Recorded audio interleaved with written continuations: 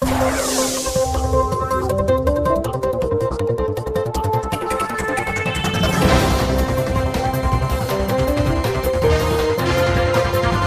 Report राजकुमार road Sakrand में خوشبو भील जी अगवा ख़िलाफ़ قومي ऐं तहरीक ऐं भील برادرين طرفان احتجاجي مظاهرو कयो वियो. मुज़ाहिरनि में न्याणी बाज़ियाब करायो ऐं जवाबदार खे गिरफ़्तार करण जा नारा लॻाया विया.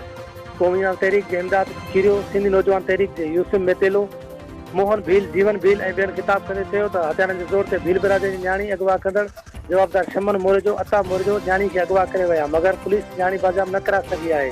हुननि मुतालबो कयो त खुशबू भील खे फौरी तौर बाज़ियाब करायो वञे, न त ॿी सूरत में एहतजाज जो दाइरो वधायो वेंदो. ॿिए तरफ़ भील बिरादरी हमेश भील मीडिया सां ॻाल्हाईंदे चयो त असांजी न्याणी हथियारनि जे ज़ोर ते अगवा करे असांखे जान सां मारण जूं धमकियूं ॾिनियूं पई वञनि.